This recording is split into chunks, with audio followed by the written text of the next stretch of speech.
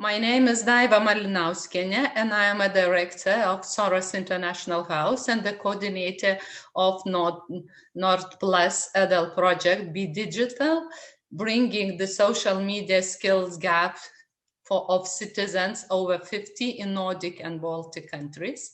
Today I will moderate the conference, a final event of the project, which has been implemented in 4 countries, Lithuania, Latvia, Iceland, and Norway.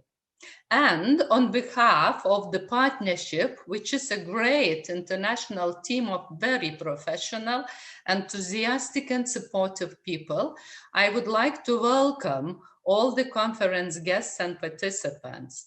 We are very happy that more than 200 people have registered for the event. Enjoy your time with us, ask questions if they arise, and stay optimistic and healthy. And before we start our presentations, I would like to ask my colleague Christina, who just spoken a few minutes ago, once again to provide you with the brief information that will help us organize the event smoothly from the technical point of view. Okay, thank you. Hi, everyone. My name is Christina, and I work at Soros International House as a project manager and also an English teacher to adults. So I will take you through the technical information, okay, so that everything goes smoothly. So first of all, as you have noticed, all participants have their video and audio off when they log in, and let's keep it this way throughout the whole conference, okay? Only presenters will be turning their video and audio on when they present, but at all other times we will keep everything off so that there are no accidents and so that the internet connection is not overloaded. As you've noticed, the conference is being recorded. That's for archival purposes.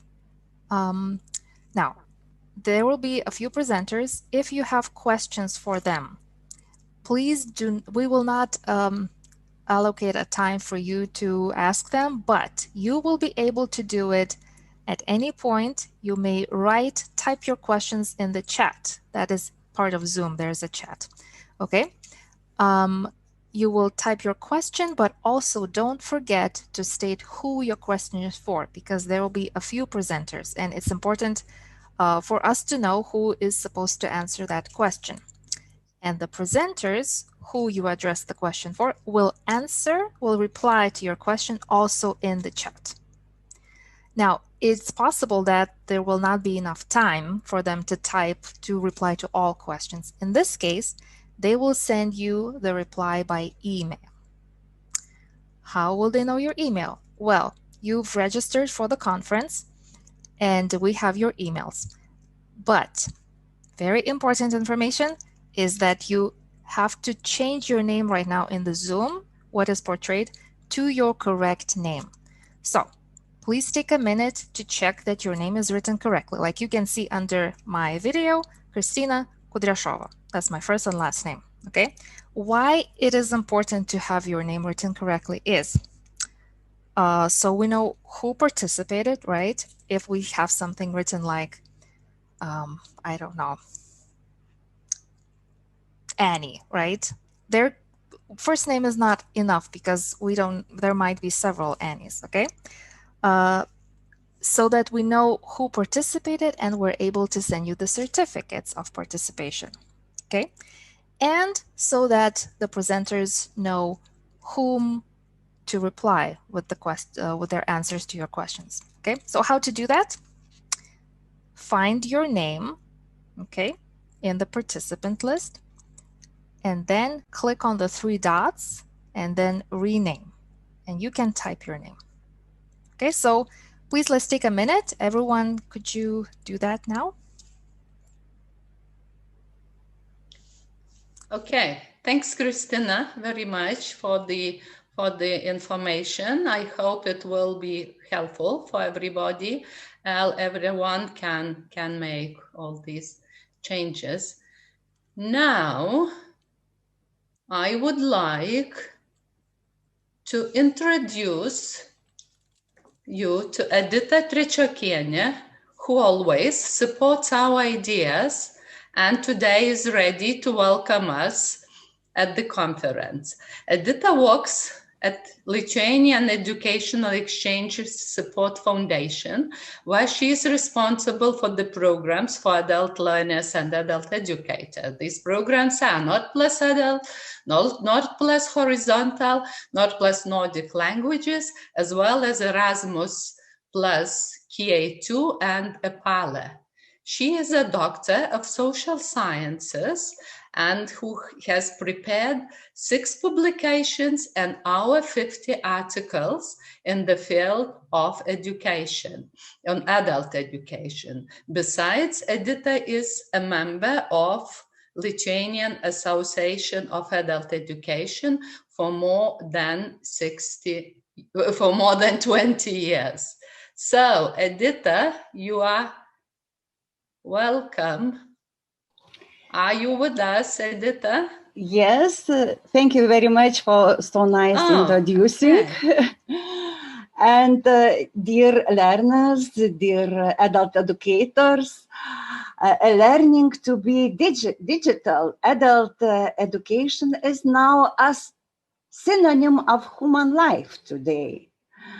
Nord Plus project Be Digital for citizens over 50 in Nordic and Baltic countries is one of the best example for adult education in the pandemic time. This project is going to the end. And on behalf of Education Exchange Support Foundation, Lithuanian National Agency, I would like to invite you to create new projects in the future. Project for educational cooperation and preparing adults for a green future. Green future, it is the biggest priority in Nord Plus projects in 2021 and 2022. And also welcome to a pilot platform with information about your wonderful conference. Good luck for future.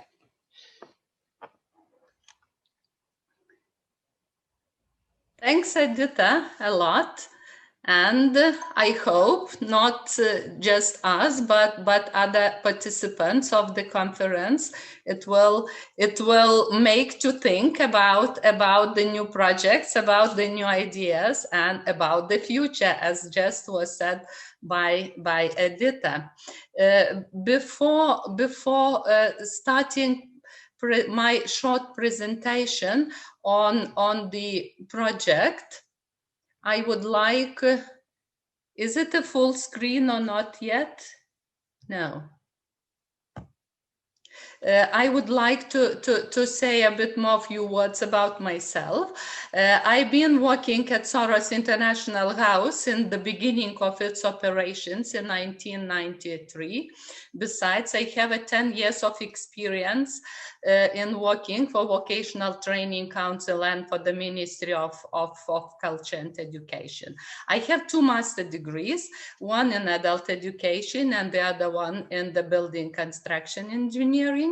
And I am a member of a board member of 2 national associations, Lithuanian Association of Adult Education, and Lithuanian Association of Distance and E-Learning, and the president of the International Focus Association. So now a brief presentation of the project. The project started almost 2 years ago. It's a 2-year project that it will be finished at the end of June. Project team is SIT and digitalization in education. Project target group are citizens over 50 from Nordic and Baltic countries. And the sector project aims at is non-formal learning. As I have already mentioned, our partnership consists from 4 partner organization, Soros International House. It's our organization and the coordinator of the project. Biedri Baurafortis from Latvia, Lifelong Learning Center Mirmir from Iceland, and After Skolen from Norway. So here you can see our happy faces from our kickoff meeting in Mirmir office in Reykjavik. The main aim of the project is to strengthen social media skills of citizens over 50 in Nordic and Baltic countries in order to improve their position in the labor market, to increase their competitiveness, and to extend their productive working time until retirement and longer. So what the following steps and results were foreseen in the project application. First of all, to perform a comparative analysis of the main trends in the social media use in the workplace across the Baltic and Nordic countries, to develop a training program offering a foundation of social media skills for the workplace, to test the developed program with a selected group of learners in partner countries, and to collect their feedback on the program's content. Later on, to organize a live web conference, the final training event. After this, to finalize the program following the feedback received, and finally to run an international conference for presenting the project results. All the results and outputs of the project can be found on the project's website. All the outputs you can find in the project's results area, all the activities and use on the news and events area. So here you can see some links on the website to the products already developed. It's a comparative analysis and the program, which later on will be presented by my colleague Gileta in more detail. When the program the initial program the initial version of the program was developed, the piloting testing was organized in partner countries. It was done in October-November 2020, and it was delivered as a 15-hour course which was attended by between 10-15 participants per country. At the end of the training, on November the 12th, we organized a final training event, live web conference, which was attended by 55 participants, including the training learners and their trainers. Here you can see a few pictures from the training and from our live web conference. What else had to be done when the piloting of the program was organized and the feedback was collected from the trainers and trainees? First of all, of course, we had to finalize the program. So we analyzed the feedback received, and following the suggestions and reflections, we updated the program and uploaded it on the project's website. And now we have come to the point of today's event, the quality and success of which you, the conference participants, will be able to evaluate at the end of the event. And the last but not least, we have to continue working on the dissemination and sustainability of the project as I believe that only those projects will make sense, the results or products of which are used later by those for whom they were developed. So this is a brief presentation of the projects, and I would like once again to thank you for joining us today and go to the next step. So the next step is Frosty's presentation. And probably some of you have already met him. He was one of the speakers during our live web conference in November and delivered a very interesting and impressive presentation. Frosty Jansson is a digital specialist at Byrgingsgahuset, I hope I pronounced correctly, Iceland's largest independent media agency, and he has over 20 years of experience in marketing, media buying, and digital marketing. He is a head of digital at Byrgingsgahuset. So, Frosty, the floor is yours. Thank you very much, and thank you for the introduction. Your Icelandic is pretty good, so you're doing a good job.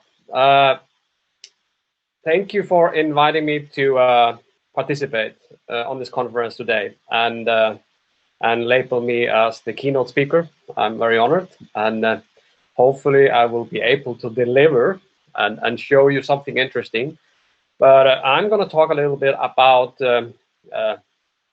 well, obviously today's topic, but maybe from a little bit, different point of view. So let me see if we can share the screen here. And that would be here. And hopefully everyone sees, hopefully everybody sees the screen I'm sharing. So the topic today is social media skills for 50 years and older, and how do we interact with the digital world across different age groups.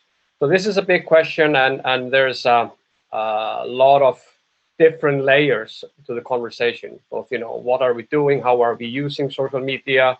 How are we using well, how the internet in general is benefiting us in daily life? But we sometimes forget how far we've come and how dramatically things have changed over a relatively short period of time. So I'm gonna take a little personal perspective on this journey and use me as an example, and hopefully put that into the context of the topic about the digital world we are part of, and which is increasingly being part of everything we do. So I'm going to talk a little bit about me and briefly, obviously, about media consumption, information, how we build trust, and what's coming. So I am 49 years old, and even though I feel like 27, I sometimes forget that things have changed dramatically in my lifetime. And a lot of the things we take for granted every day, we just forget that they even didn't exist 10 years ago, 15 years ago, 20 years ago. So in the time I've done marketing, and in my lifetime as a digital marketer, using digital tools for marketing purposes, what I do today is completely well, didn't exist when I started my job at Pedagogical some years ago. So being only 49 years old, things have changed dramatically. So when I was a kid, when I was growing up, we didn't have anything that was called social media. We had TV, and we had radio, and we had newspapers. So the source of information was very different from the source of information we have today. But even though we had TV, we had no broadcast on Thursdays. So there was no TV on Thursdays. So we had to come up with something, you know, ourselves. We couldn't have television take care of us on Thursdays. There was just no TV. And there was no TV in August as well, because we had one state network broadcasting in Iceland at the time. And as with everyone else, they had to go on their summer holidays, and they did that in August. So they shut down the TV in August. So there was no TV in August. That changed late in the late 1980s, but this was the reality we lived with, and nobody complained. It was awesome. We just had different ways of doing things, and there was no shortage of things to do. So also in my lifetime, I've encountered all these different technologies. So I grew up in remote Iceland, and when I was born, that was pretty much where the road ended. And things have changed dramatically, but even I got to use old telephones like the one you see on the left. But the mainstream gadget was the one in the middle. And today we take it for granted to be connected 24/7 on our mobile phones, receiving information, being bombarded by information and ads and messages and God knows what every single day of our life. And if our phones get silent for a minute, we think we're missing out on something. So the access points have changed dramatically. The ways we receive information has gone from, you know, calling each other, you know, maybe once a week, which I did when I went to school. When I went to college, I had this weekly phone call from my parents. That was it. Now we interact every single day, one way or another. So media, both access point in terms of technology and media conceptions and source of information has changed dramatically. And we're seeing the landscape of media consumption changing as well.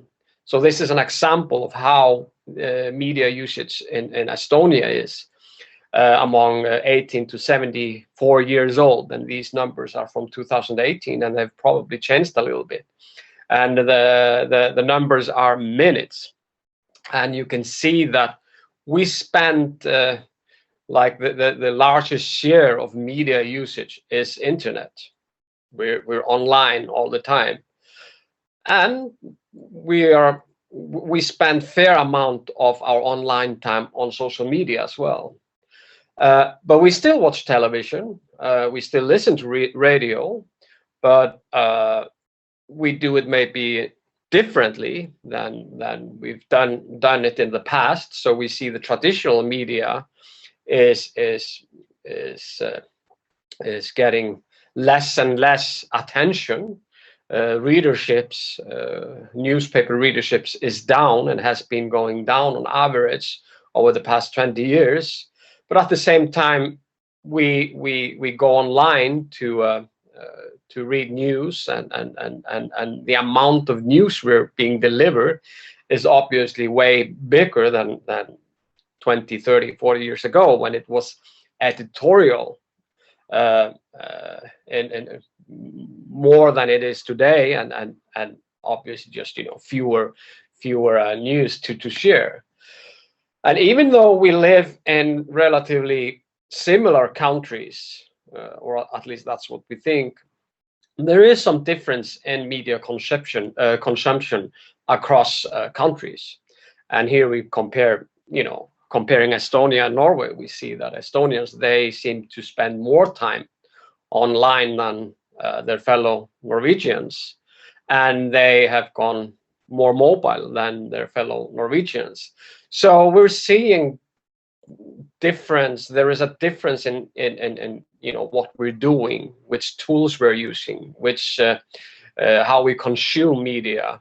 across different countries. And there's a difference, even though we think those countries are relatively similar. So we see this also like in Iceland, where commercial TV was came fairly late to existence. Traditional media has been fairly strong, but we're seeing the same pattern here as everywhere else. Online is taking over. We're using the traditional media is going down. The online media or online media usage is going up, and things are changing, and that is okay. That's not necessarily a bad thing. That's just how things change. But overall, the global media usage has come to the point that we are spending on average 2.5 hours a day on social media every day. So social media definitely plays a huge role in our daily lives, and it's become a normal part of what we do every single day. And when Facebook breaks down, everything goes crazy, and we think we're missing out on something. We can simply not be disconnected for a minute or two. We need to stay connected. So that's definitely an indicator of how our lives have changed dramatically.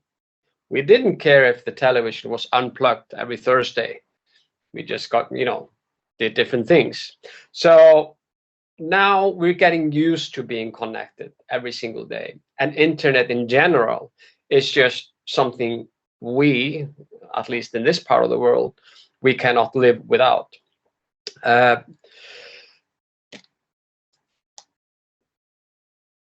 If we use at the global usage, social media is counting for approximately 33 to 35% of our online time. So we are spending internet users are spending 15% of their waking life on social media platform.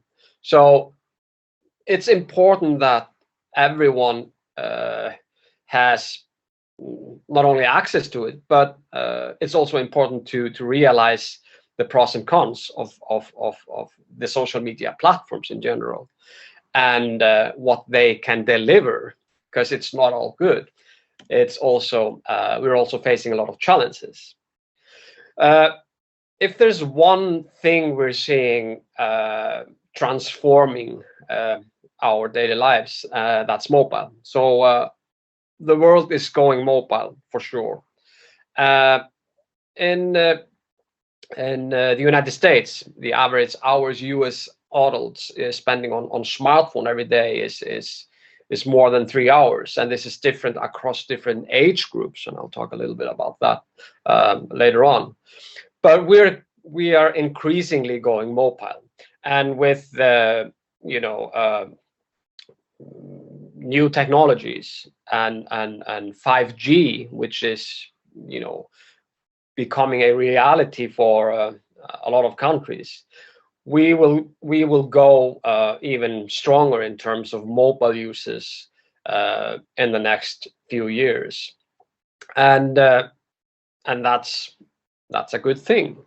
We're also there's also an opportunity for improvement in wireless technology and 5G, because that allows a lot of people to have access to the internet, which were unable to have access to it before, because it's easier in many ways to connect people over the air than dig lines in the ground and transform signal, which is both expensive and takes a lot of time. Facebook is in some ways the definition of social media, and for many reasons. Facebook is definitely the worldwide leader when it comes to social media, and has the largest share of all social media platforms. So not only do we have a huge number of people on Facebook and connect on Facebook, but that also gives Facebook a huge power and responsibilities. And I think that's something which is very important to acknowledge and talk about, is the responsibilities these technological giants have. And I think it's timely to talk about those responsibilities and why it's or acknowledge that it's not just good. But majority of those who access Facebook, they do it mobile only. Again, the world is going mobile, and we have access to all these different connecting points on our mobile devices every single day. And if our phone goes out of battery, it's almost like the world is ending. So 80% of global internet users access social media throughout mobile devices.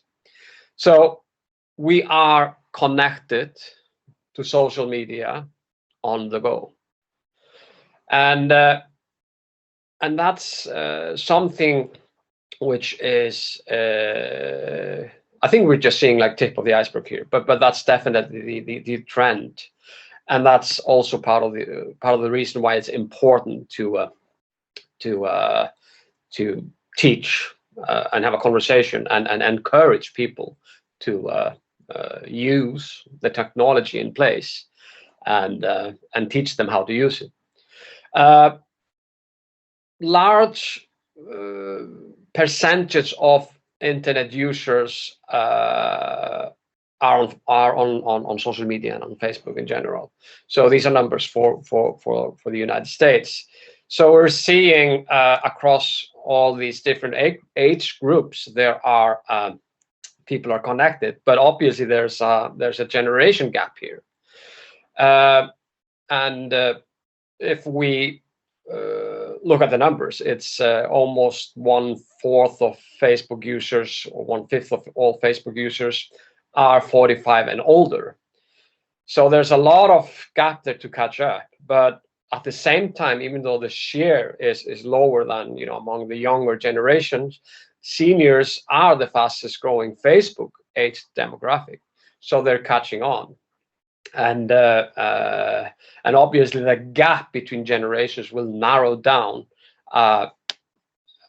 as we go further, as more people acquire and get used to all these technologies we have access to. So what are we doing on Facebook? And I talk a lot about Facebook because that's the most widely used platform. The average user is spend the days liking on average 12 posts, making 5 comments, sharing 1 Facebook post, and then clicking on 12 ads each month. Sorry.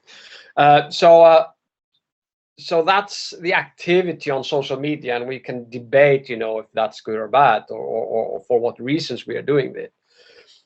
With the introduction of GDPR legislation in Europe, which basically sets these technological giants some limits to what they can do in terms of tracking users, I think that's a very good approach to sort of moving the power from the platforms to the users.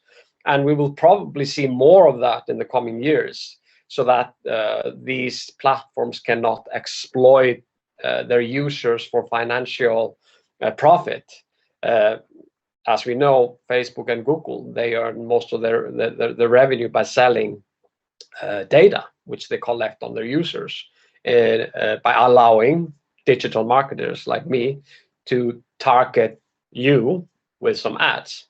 So that's also something we are probably just at the early stages of talking about. That there are things we haven't come far in that sense, and there is a long way to go in terms of finding the balance between the platforms and the users, and also that every single user is aware of what sort of grants is giving those platforms and using their informations and data. And this is also very important when it comes to sources of informations, because being connected every single minute of our waking life, receiving all these news flashes and messages and being bombarded with all kinds of information, it's pretty much unfiltered what we're receiving. So in a survey, and this covered 7 sort of major economies or countries, almost 80% reported that their mobile phones helped them obtain news and information about issues. What sort of information and what sort of news and what sort of issues, that's a whole different story. And this is a real thing. So these platforms, they have access to us, the users, and it's difficult to verify what's true and what is not true. And this is probably going to be a huge challenge for us in the coming years. And this slide is nothing made up. It was actually something circulating around social media, giving millions of people access to that sort of information, which had to be corrected because the Chinese troops, they had not invaded Maine, but a lot of people, they did not question the information they got. They just got it on their phones on the go. So verifying the information is a whole different thing.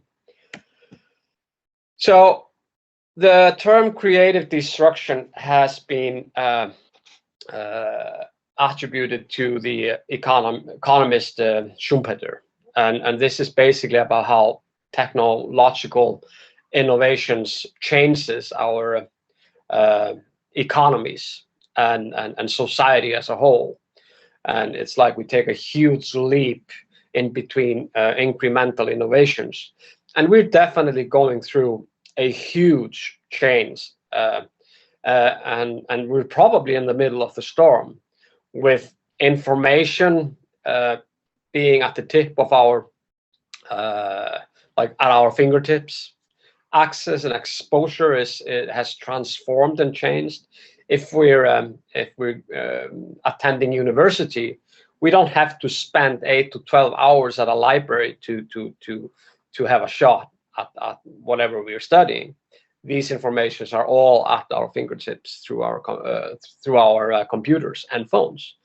We have more ways to connect to people, and at the same time, we have more ways to influence others, and that can be both for good reasons and debatable reasons. And the internet has obviously transformed our lives, and as I said, we've just seen the tip of the iceberg.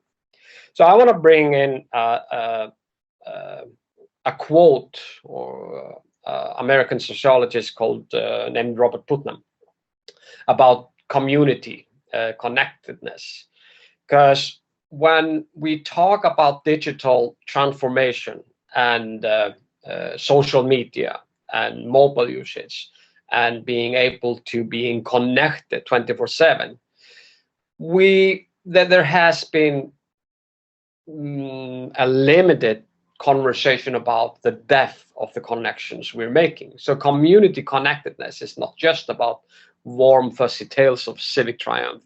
In measurable and well-documented ways, social capital makes an enormous difference in our lives. So social capital is a term which is which is recognized by the OECD, and this is a term Robert Putnam did a whole lot of research about, and that's a term I want to sort of throw out here. At the same time, we talk about social media because it's important to acknowledge that social media is just the technology. It's just the technology facilitating connections. And it's just the platform that allows us to share any type of content we want, anytime we want. So this is just the technology behind the content. Social capital, on the other hand, is defined as networks together with shared norms, values, and understanding that facilitate cooperation within or among groups. So my question is social media strengthening these values, and is it facilitating in one way or another how we work together, cooperate, and how we bond within and across groups? And maybe that's something we need to give more attention to, because it may be, you know, a prerequisite rather than consequence of effective computer-mediated communication. While social media is just, you know, us watching the news feed, commenting, liking, sometimes sharing, and clicking ads. So trust is something which is definitely a term that I feel we need to talk about when we talk about social media and the benefits of social media. Is it eroding trust, or is it making us like reinforcing trust, or is it just doing nothing at all? We don't know.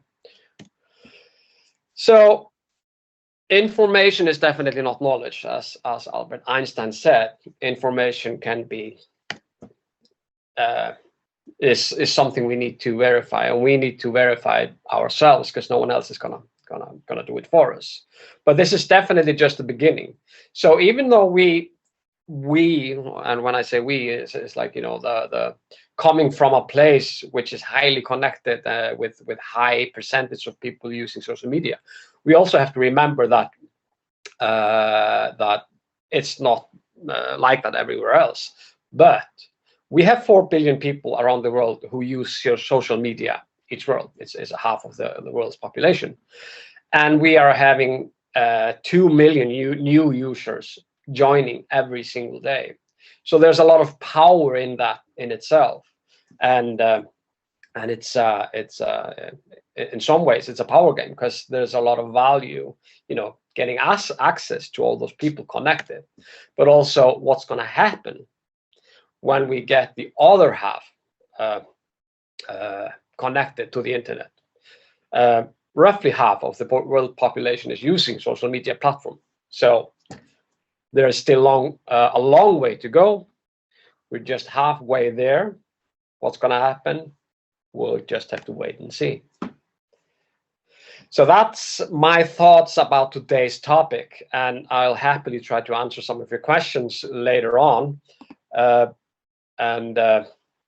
Hopefully there was something there you found interesting. But even though being a digital marketer, I think it's very important to address not only the benefits or the look on the bright sides. We need to also talk about the challenges, and we need to plan ahead so we make the most out of the possibilities that we have being connected to each other 24/7, every single walking moment of our lives. So that's all. Thank you very much, Frosti, for such an informative presentation. And I would like to remind everybody, and what was just said by Frosti, if anybody has any questions, you are welcome to put down them on the chat, and each presenter will be ready to send the answers or comments on your questions.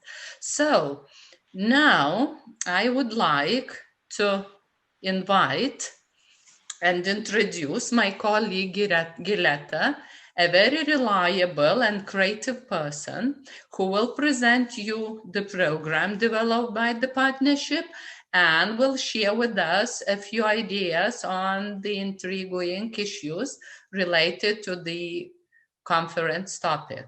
Gileta is a project coordinator at Soros International House with over 50 years of experience dedicated to adult education for social change. She contributed to the initiation and successful implementation of many projects at both national and international level with a variety of funding streams and stakeholders. Gileta has a master's degree in physics from Vilnius University. Thank you, Daiva, for such a nice introduction. Hello, everybody. It's so amazing to have so many of you today. You know, there is, for me, I guess there is the very first time I'm speaking in front of such a big audience. So, again, nice to see, nice to feel that you all are there. As Daiva has already introduced myself, I am Gileta, and I belong to Generation X, born between 1965 and 1976. And for a living, I feel I work to make a difference in our community by converting our creative ideas into reality through a variety of projects. And in this presentation, Taming the Social Media Jungle, Solutions for Digital Immigrants, I'm gonna share with you an amazing idea that has already turned into a result of the digital project that Daiva has already shortly introduced to you. So,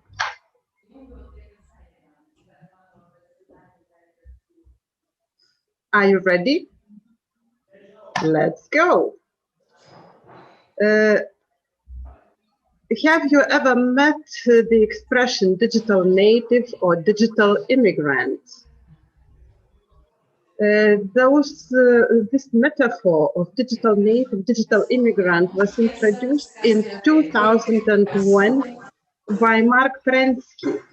Mark Prensky is an internationally acclaimed speaker, writer, consultant, game designer. He's a visionary and innovator in the field of education. And if we consult Oxford Dictionary or Wikipedia, we can find that digital native is defined as a person who was born or has grown up since the use of digital technology became common, and so is familiar and comfortable with the computers and internet. And accordingly, digital immigrant is defined as a person who was born or grew up before the use of digital technology became common.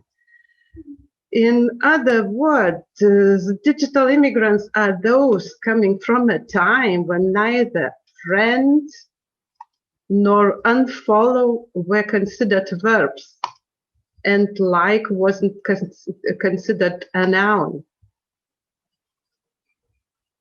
Digital natives are the ones that everybody covets, from advertisers to marketers to employers, and the reason they want them to work with them or for them is because digital natives are fearless. They embrace technology and they love technology. But on the other hand, digital immigrants, they bring something else to the table. They bring history. They bring perspective. They bring own understanding. And they know potential and pitfalls of technology.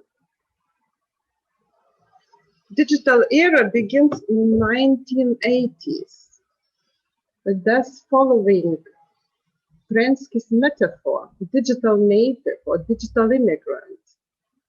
Which one do you think you are? Like many, I guess, like many of us in this conference, I am a digital immigrant. My 25-year-old daughter, on the other hand, she is a digital native. She has never known a world without a broadband internet access and without social media.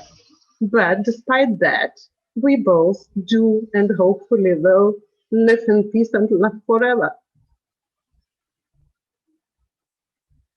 I'm here to say that neither digital immigrants nor digital natives are better or worse. I think we all are looked at and considered by we do as individuals finally bring to the table that I was speaking before. And we as digital and social media immigrants may never become true digital natives, and that's for sure. But we can and we must strive for integration and citizenship, can't we? If we accept the integration as a two-way street, like in this picture, with language and culture, working peacefully hand in hand, we would definitely succeed in this integration process. And you know, I got some good news for you.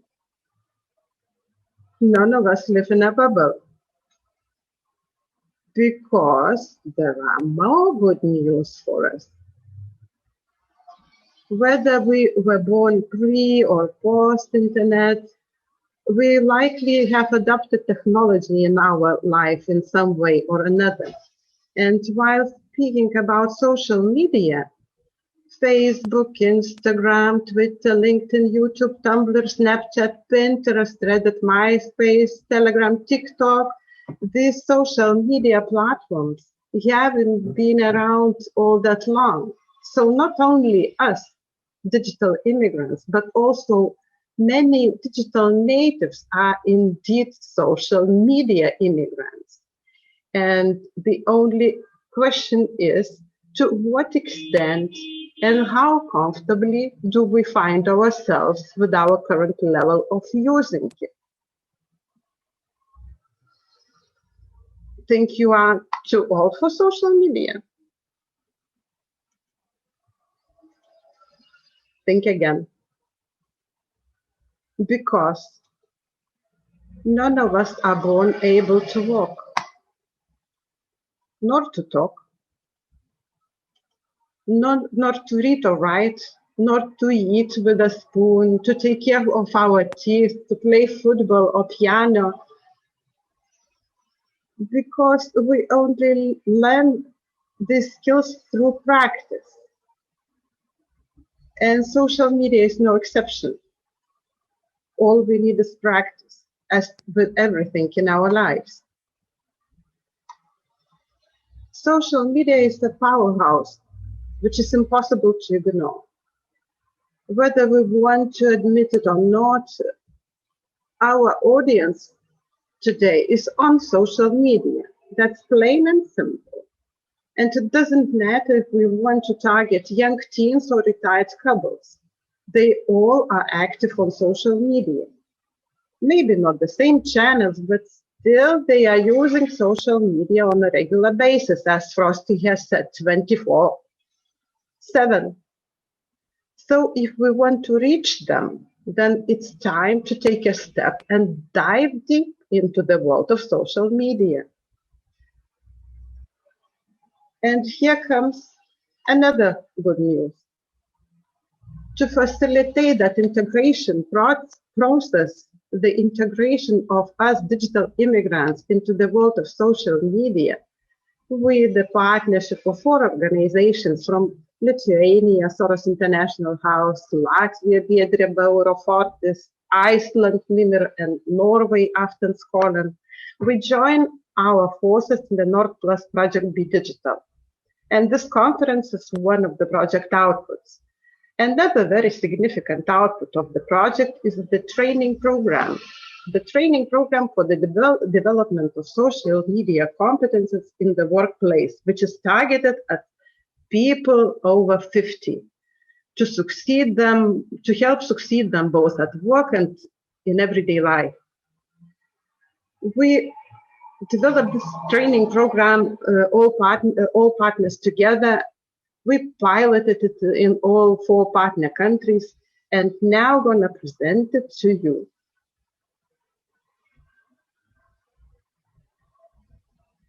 The digital training program was designed as a guideline for trainers. It is targeted at teaching adults over 50. And it is designed to look for best ways to train social media for professional and personal development.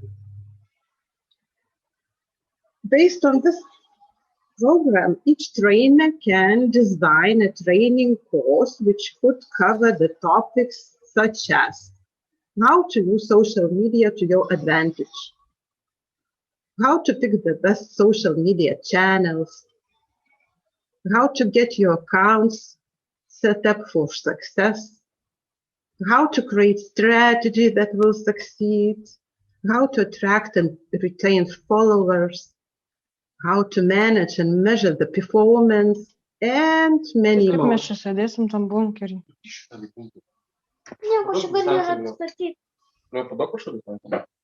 Can somebody mute them? Thank you. Based on this program, in October and November 2020, we piloted this program through our 15-hour training courses implemented in all partner countries. The trainings in Lithuania, Latvia, Iceland, and Norway were led by our fantastic trainers, Joris Kazlauskas and Domantas Širvinskas, Lithuania, Frosti Jonsson, Iceland, Edith Richard, Latvia, Karen Clausen and Erling Rogaugen, Norway. And now you can access the training program from the project website at www.b-digital-project.eu at the project results section. And you are really more than welcome to use it because it was designed for you, for your everyday use, to make your life on social media more advanced and more comfortable. So go forward with social media. Keep on learning, no matter what your age. And we, the Be Digital Project team, wish you deep and safe dives in social media. And to close my presentation, I would like with the following two phrases in social media slang. You see them. And those means, thank you very much. Thanks, Gileta. And may the force be with you. Okay, you said thank you.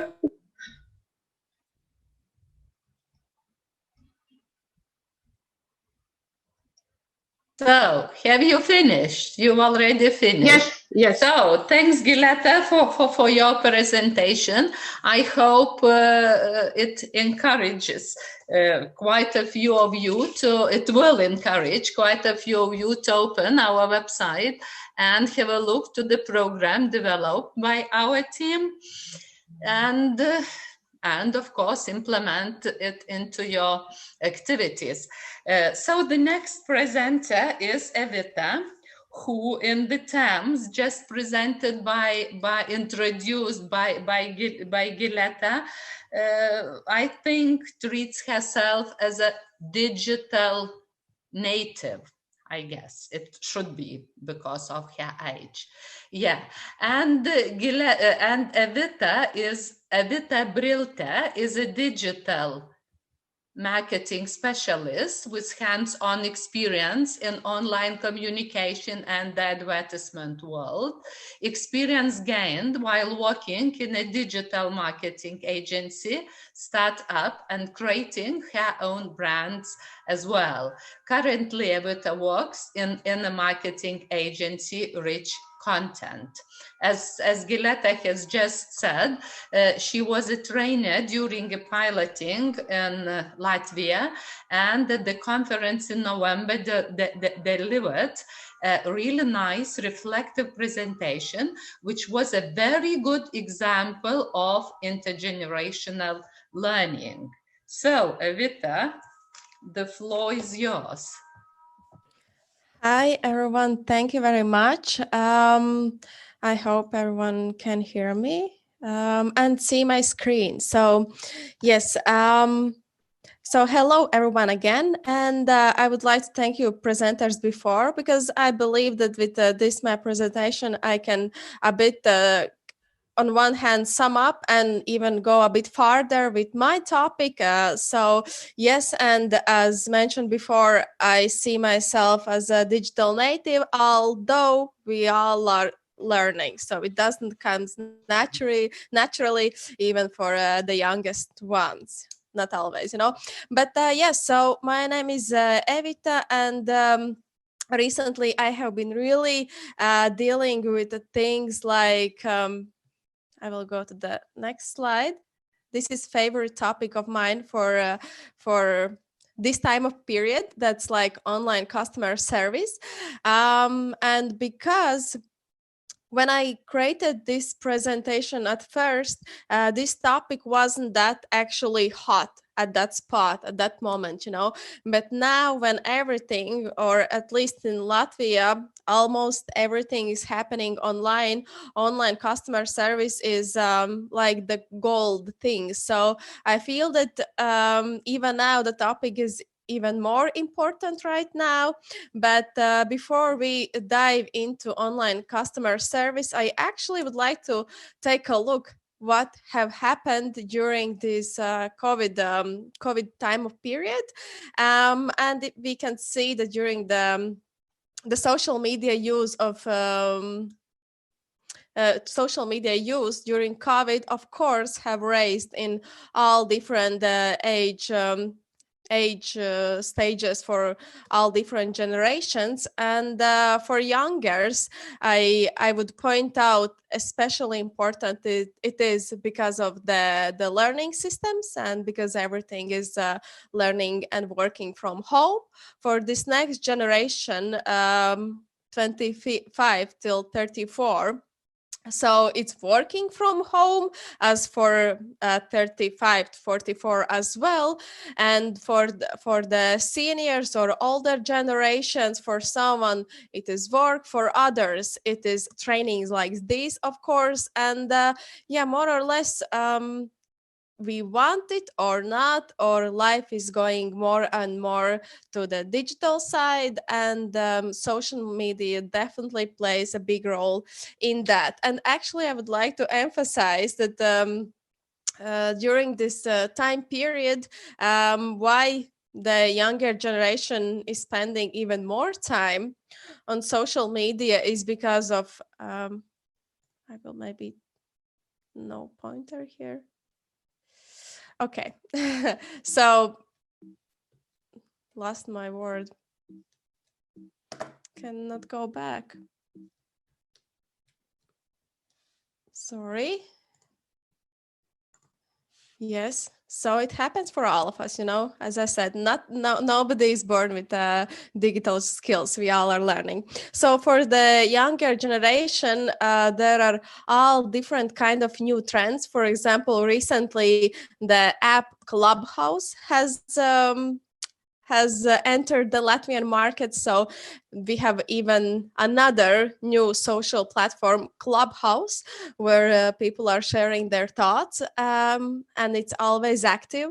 So we have all kind of social media challenges on the one hand, but on the other hand, we have these kind of restrictions or detoxes, we call it right now. People are trying to take detox from social media. So you want it or not, it's very hot for everyone, social media use. And if we go a bit deeper, so what different age groups are doing? on social media. And as Frosty may point out, Facebook as one of the most important, not the most important, but the platform that more or less everyone knows and uses. So it replies on our question, where are the younger generations if they don't use Facebook anymore that much? So we will deep into this right now. So the boomer generation, or well, these data can relate based on the countries. I mean the age when they are born and in which category they go into. But anyhow, so we will stick with the general data. So boomers, the things that they are using social media is to share a picture and updates, and mostly that happens on Facebook. Although the younger generation, that's Generation Z here, is less interested in sharing their private life on Facebook. That raises the question, so what are doing the younger generation, and where are they actually living and spending their time? So the reason why young generation use social media is, first of all, to hang out and chat with friends. So the chatting thing, it's the most important. Then another thing is to get inspired and get and to find out know-hows or how to do it. Why do it yourself? That's another one big topic. Or another thing that younger generation likes to do is to follow celebrities, or now some of the celebrities is influencers, or younger generation likes to follow influencers and likes to be influenced as well. So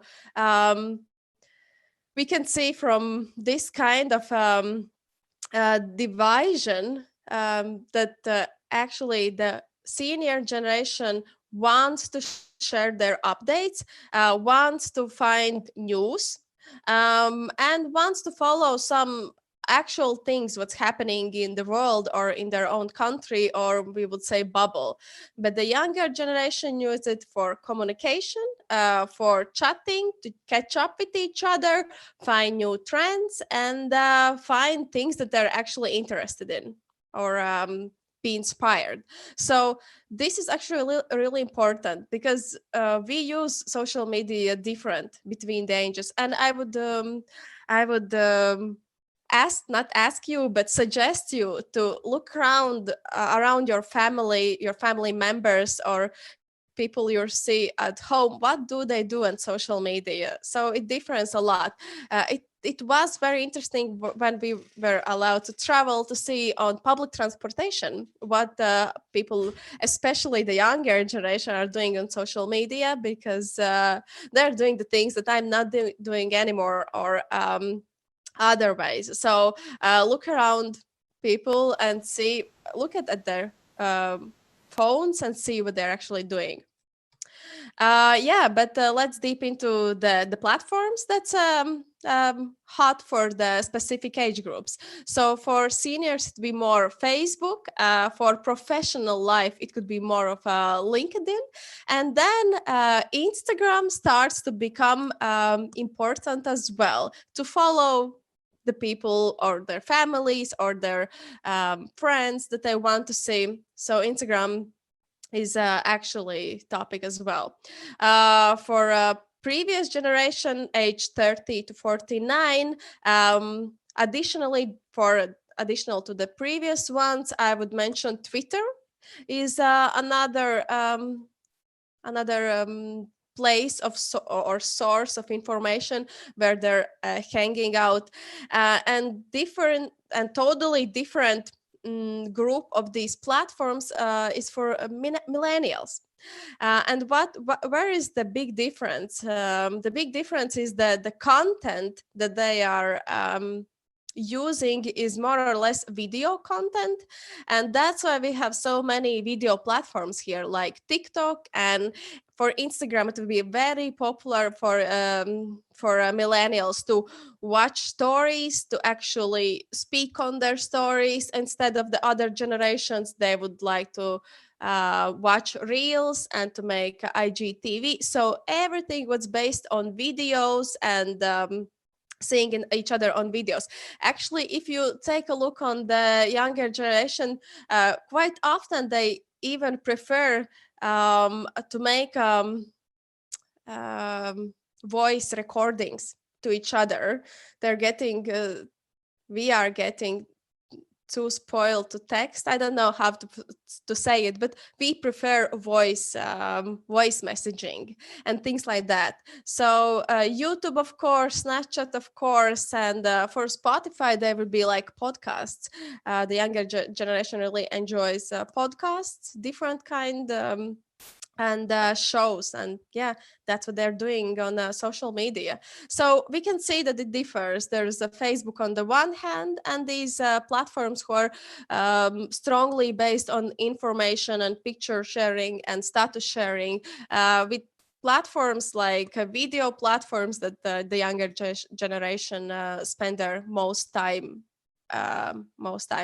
and that's why as well they spend more time on social media. Of course, videos are longer, but even if you take a look on the way how generations are searching for the information, that if they need some kind of information, of course, first thing always is Google. So let's ask Google for the help. But there are these other platforms like Reddit, Quora, and Twitter. Reddit is actually quite hot as well, where a younger generation look for the answers. So it's not only the big mother Google, but it's actually the groups. And it can be groups in social media as well, where younger generation looks for information. Even the WhatsApp or Telegram anonymous groups or public groups where they talk to each other. So the thing that I want to emphasize here, the younger generation prefers different kind of groups and discussion portals to find their answer. And yeah, of course, online shopping during the COVID, if it was very, if the younger generation is used to online shopping, it's the natural way for some of them how to shop. Then for seniors, it's the new way of shopping, and they sometimes need a bit of help, but we will go farther with this. So yeah, let's go back to the topic with customer service as the key element, and continue with millennials as well, because I represent more or less millennials, so it's close topic to mine. So 75% of millennials would rather text than talk, and this is very, very common for public services or some different kind of products or different kind of services that we need in our daily lives. For example, that's why we have all the messengers, all the WhatsApp platforms, and if you go to Instagram, even there we prefer to chat with each other sometimes, and it's more popular, I would say, than actually to call each other, because it's fast, it's easy, and you can reply when you want to, and yeah, this is how millennials do. And then there comes all different kind of services that's actually disrupted the market, and changed the behavior of how millennials or young generations are taking services. For example, in Latvia, and I know the other countries have other apps, Uber, for example, we like to order food via apps, and then we don't even speak, not even to the person who would deliver our food, or we don't even speak to the restaurant itself. We just look for the food and order, and that's it. We love Airbnb, definitely, because the check-in process is simple. We don't have to talk or meet each other. It can be sometimes struggling as well, but in the big picture is that we prefer all these kind of services and apps, and basically the young generation has apps for whatever daily situation. If they go to the new city, they travel somewhere, they can look for a restaurant in Foursquare. If they need public transportation, they will look in Google Maps for transportation and the best ways how to get there. If even now, when it's like COVID time and we cannot travel, if we will go to mountain to ski, even there for the queue, you have an app. So it's easier to take your number on the app instead of going to the spot, look for the machine to take a number, you know. So even for going skiing on a mountain, you will find there an app to wait in line, actually. Yeah, so as I mentioned, all these kind of different services have changed our lifestyle and our habits. So mobile is a real deal, was a real deal breaker for restaurant reservations, food delivery, purchases, e-commerce purchase. And while companies are struggling actually to make a best user experience for desktop and at the same time for mobile, now we can dive into the topic that's actually really matters, and that is the customer service. Because when the young generation, or even just like the people, when they need help, more or less the only way how they can look for help is through the website, and then look for the frequently asked questions or tutorials, some kind of these explanation pages, when actually we just want a real person to talk. So that's why for companies, Instagram direct messages and Facebook Messenger is so important, and at the same time it's like a curse because the generation don't want to look for information, they just want to ask their questions. So Messenger and Instagram direct messages are really important, because that's the way where you can actually meet the real person or get the live support that you need. But companies very often offers different kind of automation answers or chatbots or things like that. And especially during the COVID time, that I have seen that companies are taking away their direct emails or their direct phone numbers, how to reach them. And the only thing that we customers are left with is the frequently asked questions. So that's, I would say, is the most annoying thing that younger generation sees, because we just want to ask our question, and more and more rarely we can get answers from the real person to our question.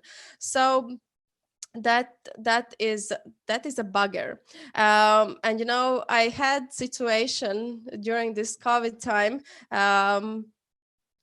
even though that like younger generation is used to online shopping, now the situation has come that we all are using online shopping, and it doesn't matter anymore on the age, you know, because more or less shops are closed in Latvia, so you have to use online shopping. But what happens when you cannot get your things that you want, or when you want to order from another country? For example, I had situation when I totally understood how my parents are feeling when they want to order something from online.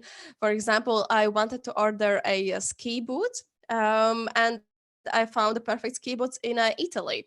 So I bought ski boots from Italy, so they took quite a long way to transport to Latvia. And I finally got my ski boots. I was super happy with them, but they were in the wrong size, or I didn't buy the right size. What does it mean? I have to send them back. But imagine, like, the website is in German and Italian. I don't speak none of those languages. And even though I can communicate in English, it's quite hard for me to find all the needed information. So the thing I really appreciated in the situation that I found a support email, wrote a message in English asking for them to explain the process, and they actually replied in English. So that was the day that made me happy. And in my head, I put 5 stars for this online shop, even though it's okay if they don't have a website in English, but the support replied in English and I get my answers. So yeah. And with this, I wanted to emphasize from the one side, if you are in the position where you represent a company, please pay attention to customer service, because at the end of the day, that will put you 5 stars or 1 star, depends on your customer service. And from the other hand, if you are just listening to this presentation as just a person, not presenting a company, then I would like to remind all of the generations that we are here that always look for a live support and use the live support and ask whatever questions you need and whatever questions you think they are irrelevant or not that smart, I would say, because why not, that's why we have support. So yeah, so the biggest takeaway from this presentation would be that please pay attention to customer service from the one hand. Another thing, and as a customer, use customer service, because it's the best thing that can be. Okay, and yeah, if you can hire always customer support. So that's it from my side. I hope you found this presentation enjoyable, maybe a bit uplifting, and please feel free to ask questions in the comment side. Thank you.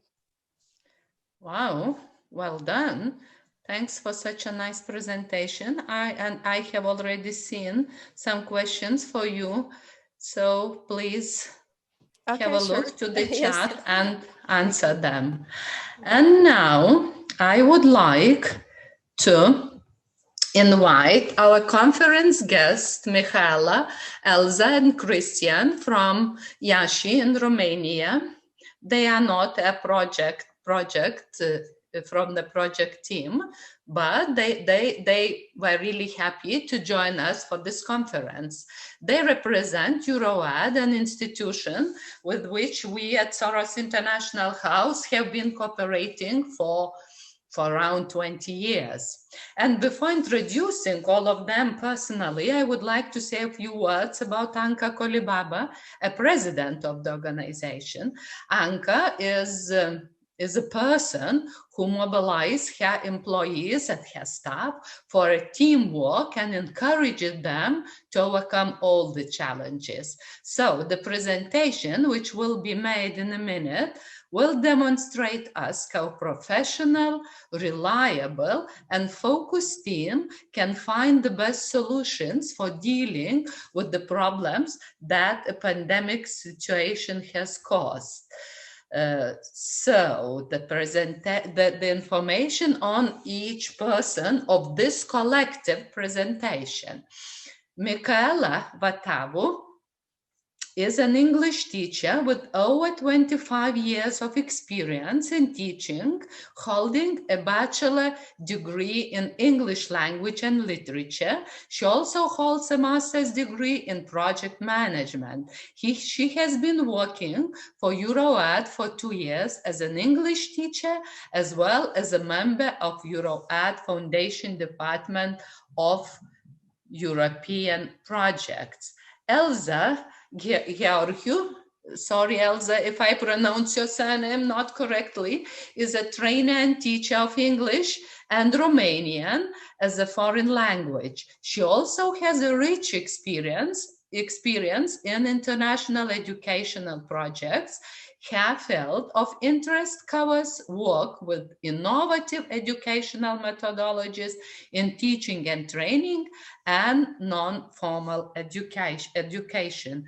And finally, Christian Timoftius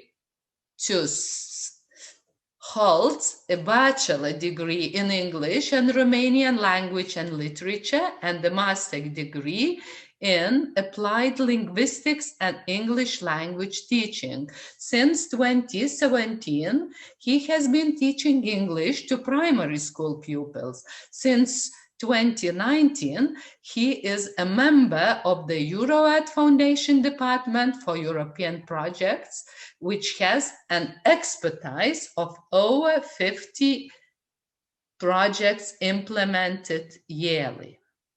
So,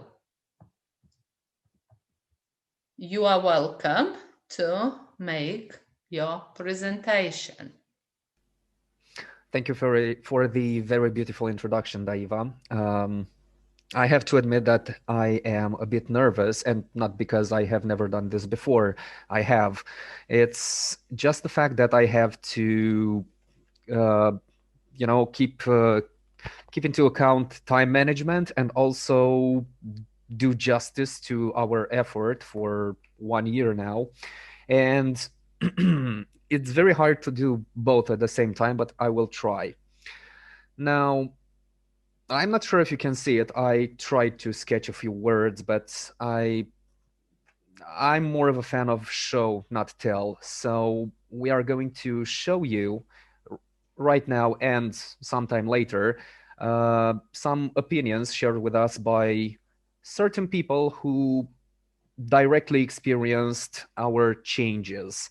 And yes, the changes that we overtook meant moving from traditional teaching, face-to-face teaching, to online teaching, because as probably everyone knows already, there is a pandemic around us. That's what we had to do. Nobody offers anything to us because we are a private institution, so we can't expect things for granted, so we have to work for them. And I'm going to refer to Gileta's presentation for a little bit. I think we expanded the digital immigrant base with quite a lot of people, because traditional teaching, as you probably expect, involves only printing certain things from time to time. Well, we managed to do something truly amazing, and I'll let the parents say it to you.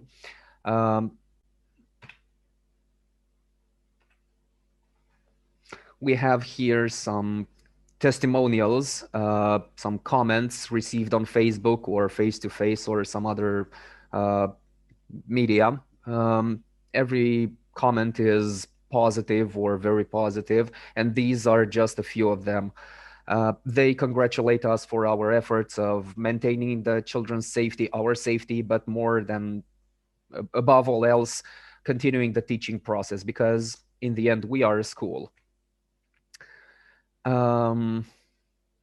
Now, today's presentation is structured in 3 main parts. I am going to talk to you about change management. My colleague Mihaela will delve into our model of change and also the strategies that we implemented.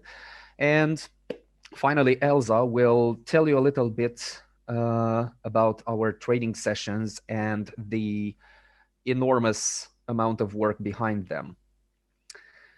Now, to start, I think this looks familiar to pretty much all of you, right? Deserted cities, empty streets, no people in a 500-meter radius.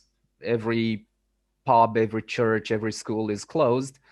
But somewhere in Iași, Romania, something was going on. And mind you, this video is produced 1 week after lockdown was instated in Romania.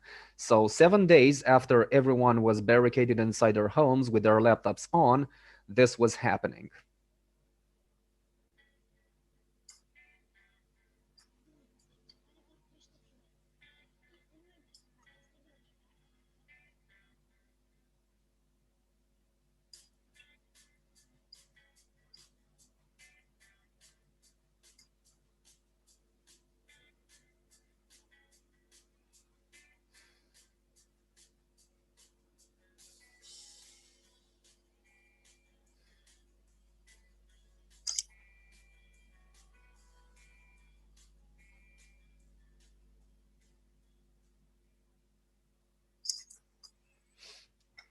And that's just a little part of what happened, because the pattern was probably the same everywhere. There were a few hints that something was happening, and then all of a sudden it was all around us, and then there was nothing we could do. Or was there? Because we had the force, I don't know, the inspiration to think ahead. We started making some changes, and these changes start years ago. We pride ourselves with implementing new things. Among other things, we have the only Confucius classroom in these parts where children can study Chinese. As you can probably see, in the same building, there are different departments, kindergarten, primary, secondary school. There's also a language center, a projects department, Erasmus Plus projects. You may be familiar with them. And we have always strived to adapt and use new technologies. We have invested heavily in smart boards, laptops, projectors. We sent our school managers and school staff to participate in conferences just like this one, you know, for enlightenment and fresh ideas. But the thing is that there was not enough critical mass for change. There was not a triggering event to make it all happen. All the pieces of the puzzle were there, but we had no puzzle. So all of a sudden we had to change. The change was that we had to teach from a distance, teach online. There are many sides to changing. You can't simply turn on your computer and expect to do a good job, especially if you scarcely do it before this. So we had, on one hand, to develop a set of specific plans and actions to achieve the change and to use our available resources effectively, and also to apply a systematic approach to helping staff be successful, approach the people side of teaching and project work and everything else. We had to prepare and support our employees, establish the necessary steps for change, develop and share knowledge, co-create knowledge, continuously monitor every process and adapt to change. Now, our case was a happy case. We are successful, as you've probably seen from the parents. They are very happy with our efforts, and there is something, again, later on coming, another testimonial part. But not every institution has been so successful. I personally know of school institutions which halted their teaching process for an entire semester, which I assess could be disastrous to someone's academic life. So how did we do it? Well, to tell you how we did it, we first need to take a look at some settings, some circumstances, like, for example, low morale. People are depressed, people are disoriented, they have no idea what's the next step. Change agents are not respected. And in terms of the pandemic, there were institutions, not sure if you know of any, who decided to continue their work face-to-face despite the circumstances. We decided to protect ourselves and the children. Risk-taking is discouraged. Leaders inflexible in their attitudes and little outside support. All these settings could drastically influence change fail. As for change strategies, they may be unaccompanied by practical training. They are simply stated, displayed, and nothing else. They are not adapted to developing circumstances or to the local context, because I'm not going to spoil our motto, but you will see it later on. We had to adapt the things that we learned by researching. We couldn't simply take and use it as it was. And finally, innovations may not be seen as beneficial, or simply can't be understood, or inadequately resourced. In our case, we identified our major blocking points, our possible downfalls. One of them was our staff implementing the change, right? Moving on to online teaching. Therefore, you have a batch of people who are untrained in the new skills required. And we had to think of that and find solutions, which we did. Also need for support, encouragement, and feedback from change promoters. And not only feedback from our parents was very important. Feedback from our students was equally important. We have had peer school institutions who came to visit after the lockdown was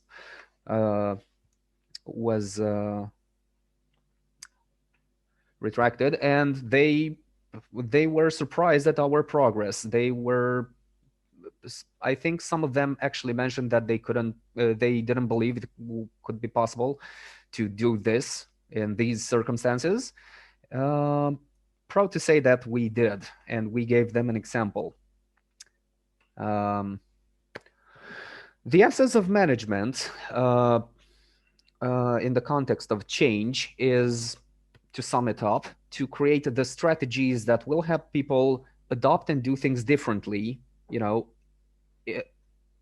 adaptation has been the very nature of humankind since early stages.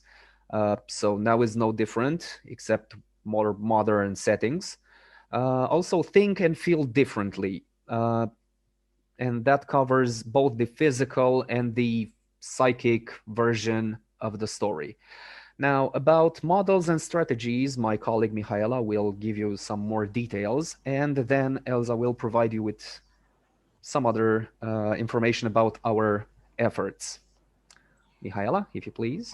Thank you, Christy. It was very important for us to find a model. And in all this process of finding a model for change management, we always had this in mind, to think globally and act locally. I mean, to find something that applied to other people in the world, but to adjust all we have found to our institution. So in the chaos created by the pandemics, we had to find a path, a model for this change management, and it was a change on the go. We actually didn't have time to wait. So we found two important models. The first one, we are very lucky to do that, and the first one we took into consideration was Cotter's model, designed by John Cotter, a world-renowned change expert.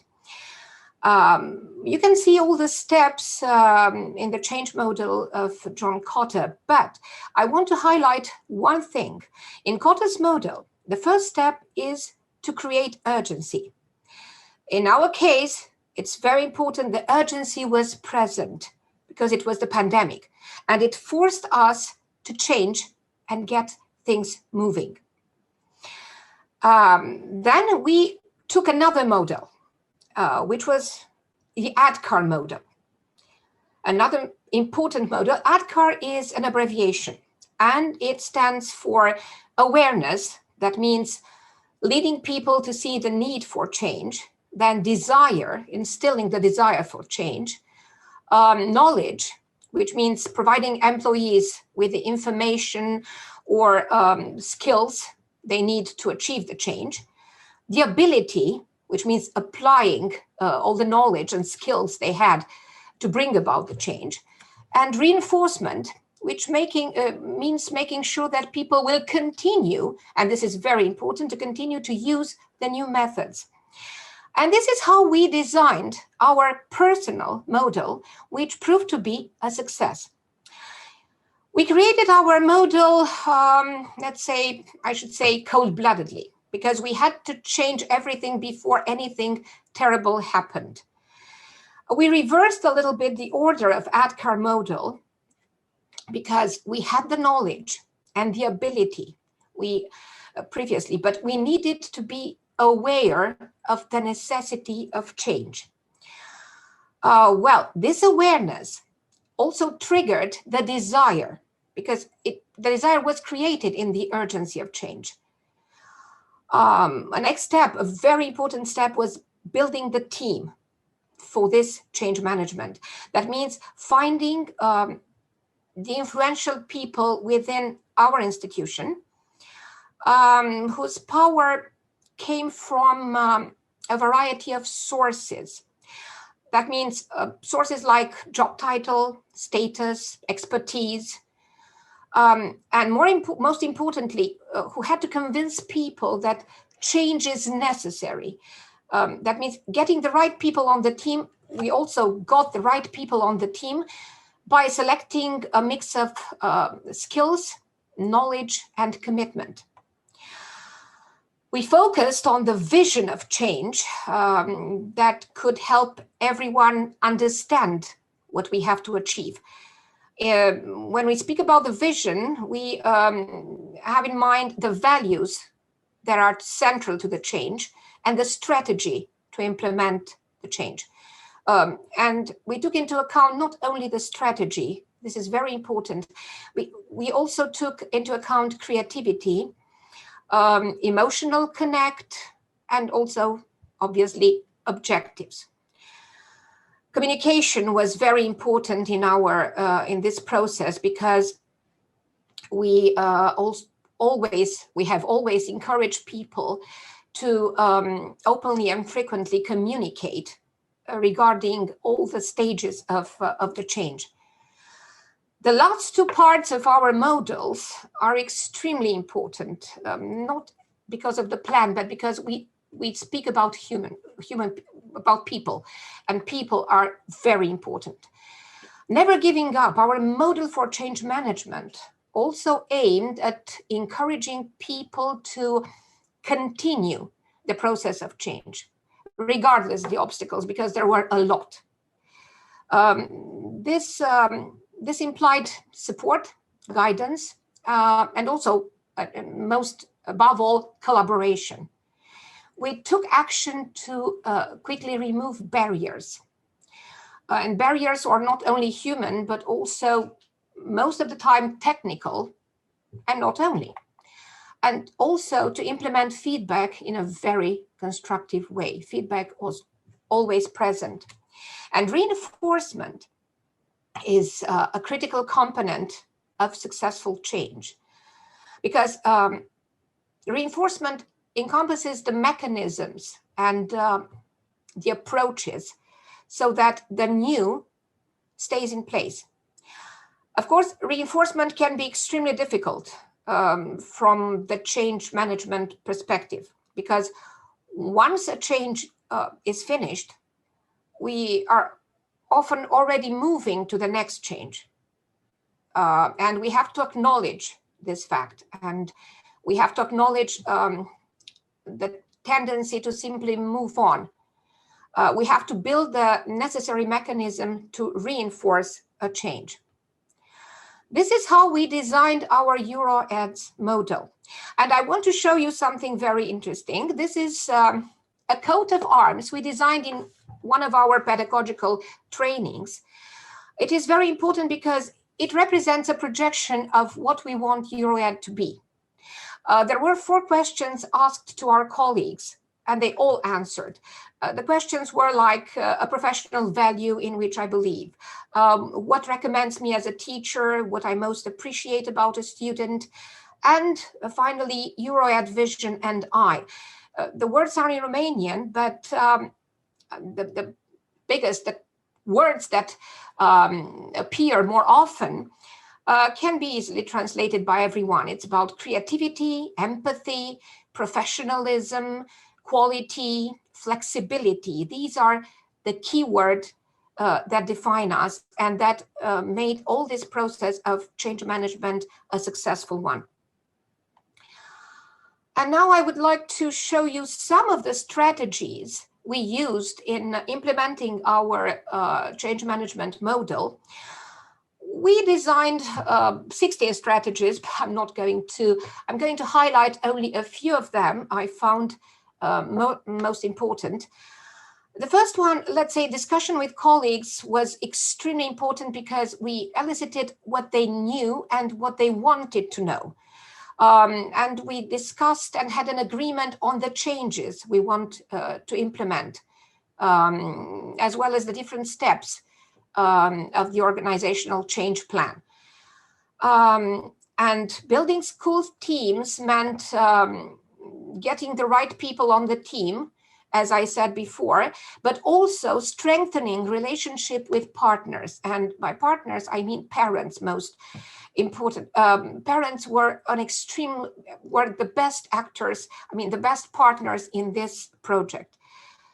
Also, other partners were IT companies, the press, the regional inspectorate. Well, the vision we mentioned before, and defining goals. The goals were clearly explained all the time. Then, Christy, if you want to move. Okay. Well, we planned the steps, having in mind a timeline and change milestones identified so that the process would be a success.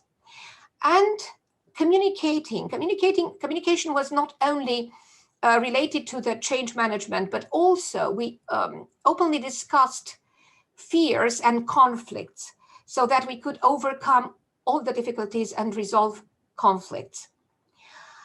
When it comes to empowering colleagues, I would like to point out that our colleagues were given the freedom to make their own decisions and implement their own ideas, which later on resulted in happiness and satisfaction. And obviously in employee productivity. Another important strategy is co-creation of knowledge, which is of collaborative nature, and which involves knowledge sharing and creation, because it brings together different groups of people who collect opinions and ideas, and then create or bring together fresh and innovative concepts all the time. This is also reflected in the learning community. When we speak about bringing everybody aboard, I really want to say that the great credit in this belongs to our leaders. And it's very important that, because they knew how to inspire us all and knew how to make us embrace the change.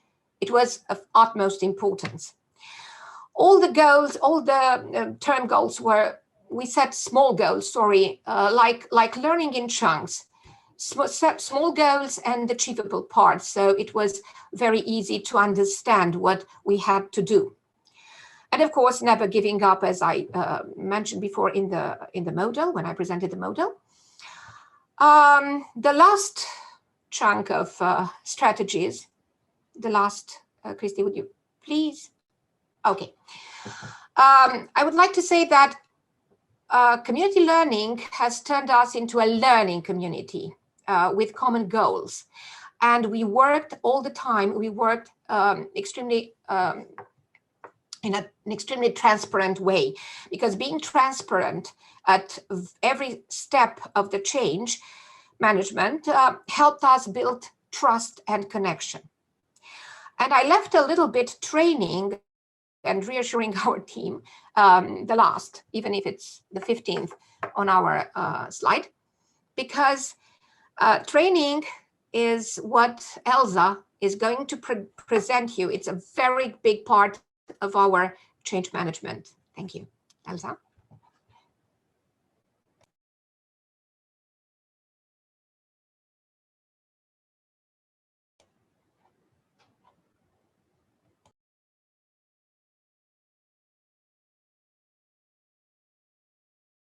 The microphone. Unmute, sorry. Yeah. Okay, thank you, Mihaela. Now, can you hear me? I wanted to ask you, but forgot about it. Yes. So we thought globally and acted locally, always having the big picture in mind and our goal. Do you remember our goal? To survive. But to survive by our standards, that is maintaining and improving the quality of our services. So we acted locally by preparing everything in detail. We identified our colleagues' needs, and that has been a constant of our actions. We set the objective to meet these needs, and our actions were based on rigorous work. It was challenging work in tune with what was going on in the world. So if I were to condense our work at the time, I would use action and reflection verbs. So we participated in workshops, webinars, we read articles, forums, blogs, and then we created the content, our content. We chose digital instruments, built the prototype of a live session where interaction and collaboration played a significant role.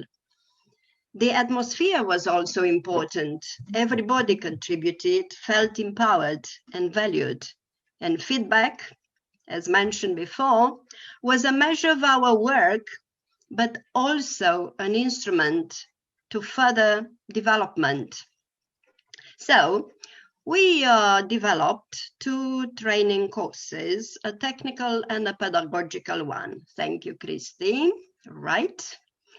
Okay, so the technical training course aim at enabling teachers how to use and be comfortable with the online environment through Google Classroom, live sessions through Zoom, and apps to digitize activities and transfer everything that was once face-to-face to transfer it online. So our tech team produce lots of tutorials. So we have 3 slides only with their tutorials there. They are all on YouTube and in Romanian, and they are, tailored, customized for our teachers. And they are also accompanied by activities, hands-on activities and tests, so that our teachers can also test their skills acquired. Right, now we move on to the pedagogical training course. Yes, the pedagogical training course went deeper into the online learning teaching processes. So it went deeper into the how and why to use certain methods, certain techniques, certain activities or apps, how to motivate students online, how to increase participation, and we didn't like participation, we wanted more engagement, how to plan online lessons, how to assess. Everything was discussed, filtered, tested on teachers themselves, and then applied to Euroed environment and modified if the case. It was hard work, challenging work, but it paid off.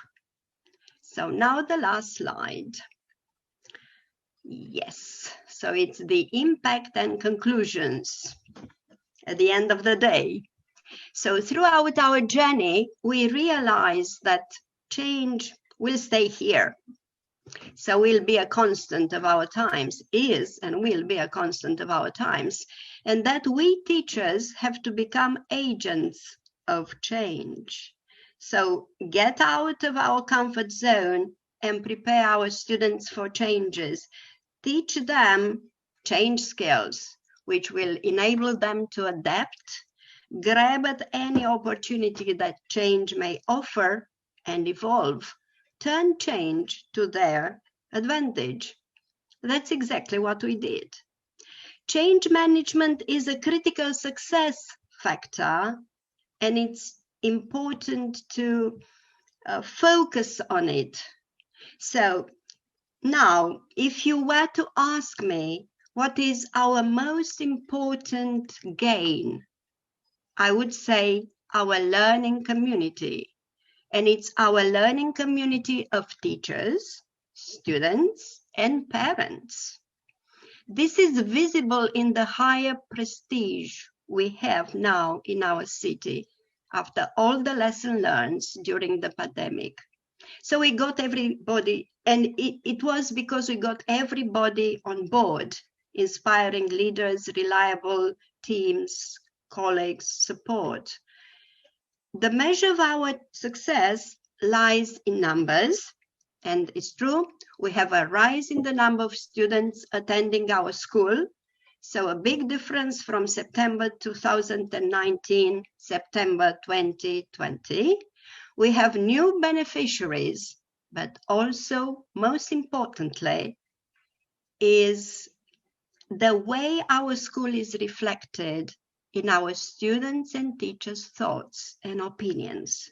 So, Christy, will you play the video, please?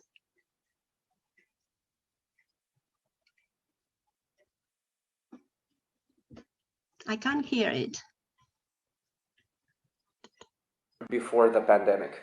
Oh, before the pandemic, I thought that I know a lot about using technology at classroom, but because I already had the smart board in the classroom, my students sometimes use the tablets in their classrooms. They had an informatic hour, an informatic class, but I found out that I didn't know anything, because now I found out that there are a lot of platforms, softs, applications that can help us to teach. So, you took part in EuroEd's efforts of adapting to online teaching during the pandemic. Tell us a few things which impressed you during the transition period. We had, I think, only one moment when we asked ourselves, okay, what are we going to do? How are we going to stay close to our students? We asked ourselves, and then we moved. We searched, we learned, we improved, we find ways to be with them, and that's why I think that we did it. We did it. We really did it, because the parents were satisfied, the children were satisfied, and we were satisfied by our job. Okay, so how can you describe yourself now as a teacher after a year of experience in online and hybrid teaching? I feel closer to my students. I know that my students are called Alpha generation, and they are digital native. So that's why I learned to use technology, and that's why I think that their needs, I understand better their needs. Okay, thank you very much. Hello, Dragoș and Sofia. Thank you. You're welcome. How did you feel during the lockdown when you were studying from home? I felt isolated because I didn't saw my colleagues very much because it was online. I didn't see them in person a long time. Sofia, how was online and hybrid lessons for you? Activities, interaction, difficulty?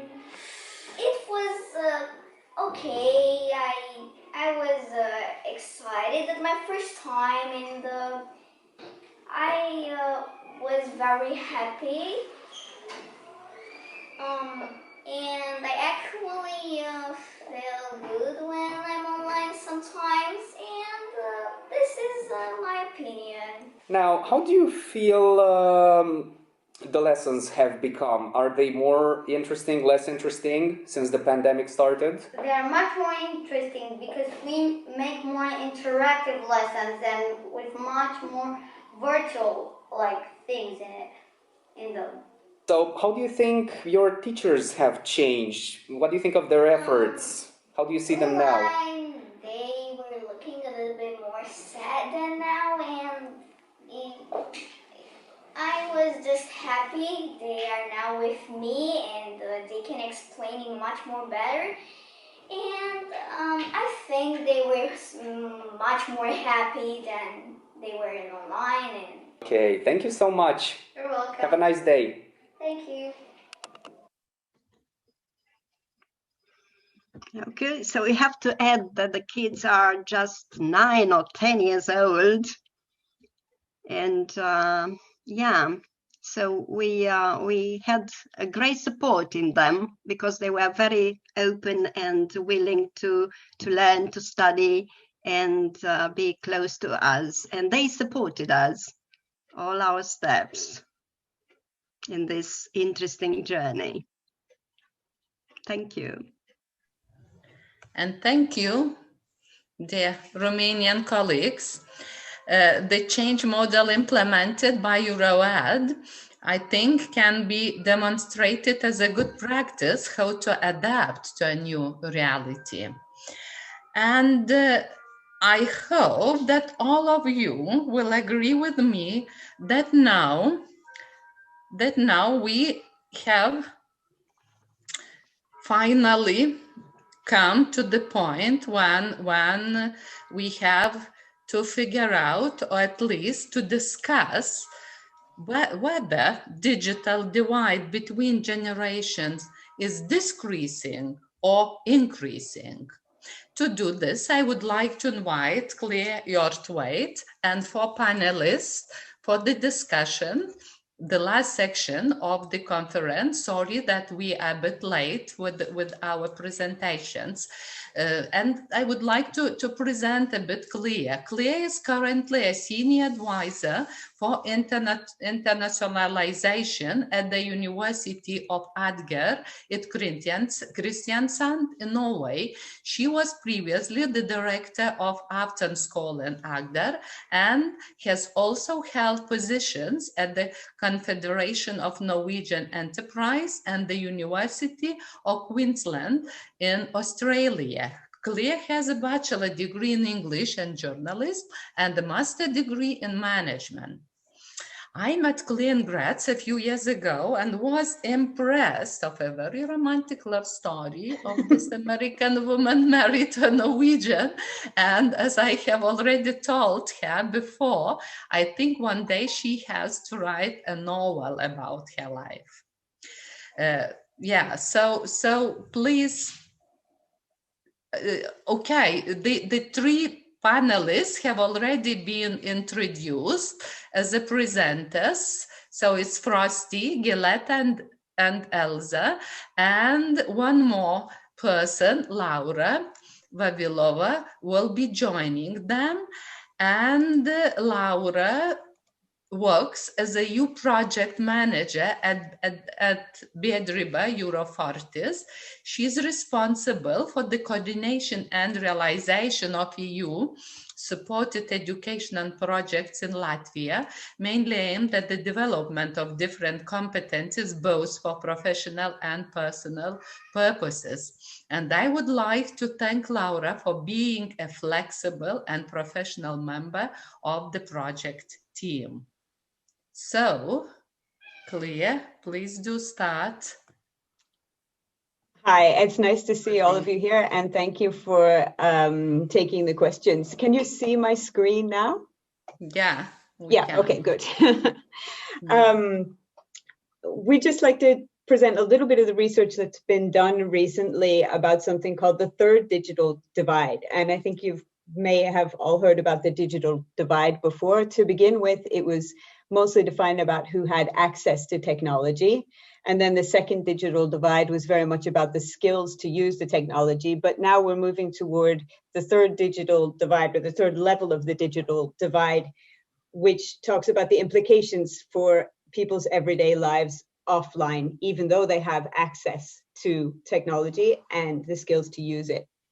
So there was an assumption made about the 2 worlds apart, the difference between the young versus elderly people, or older people, being too simplistic, and that there are other factors like gender, education, and socioeconomic status that still play an important role for the use of technology. And among older adults, it's been shown that internet use is a male-dominated activity, and men engage more in individual recreation activities, whereas women turn to more social activities. And so as more information, services, and social activities go online, we see that the implications for society are greater. And there's some research by Van Dusen and Helsper that ask who is really affected the most. So I'm going to invite all of our panelists to just give me a one-word answer on this, a yes or a no to the big question. is the digital divide between young and older people increasing or decreasing? I think we'll start with you, Laura, because you're on my side there. One word. Is it is it increasing? Yes or no? I believe no. And Giletta, is the digital divide increasing? Yes or no? Yes. Frosty? I'm gonna say no. Okay. And Elsa? You're muted, Elsa. I'm guessing you said yes, but you are muted. Okay, then we'll go with Laura. Yes. Why do you think? What do you think is causing the increase in the digital divide? I was saying that actually the divide between younger and older are decreasing. You think no? Yeah, I think okay, no. Sorry. Okay, so you all said no. Sorry. Yes. So yeah, I believe it's decreasing because the access to internet, people are getting more access to internet, and even older generations are starting to use simpler social media platforms. They are using that, as this research also shows, that it cannot be this digital divide cannot be divided only between the age groups. There's also lots of other things that that divide people, and in other aspects, I think the digital division is increasing. But when we look at the generation, then no, it's decreasing. Yeah.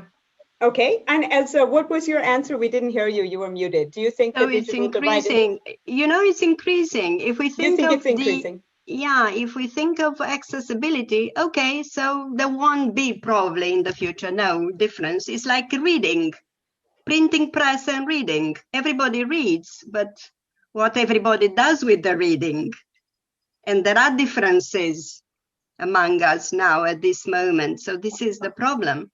And what do you think is causing it to increase the speed of it? It's the elderly retire. They are not at work. They don't study. They have other learning habits. They focus more on formal learning. Whereas the younger generation, they are into intuitive, informal learning. And, even socialization, these socialization habits are different. Yeah. Okay, great. Thank you.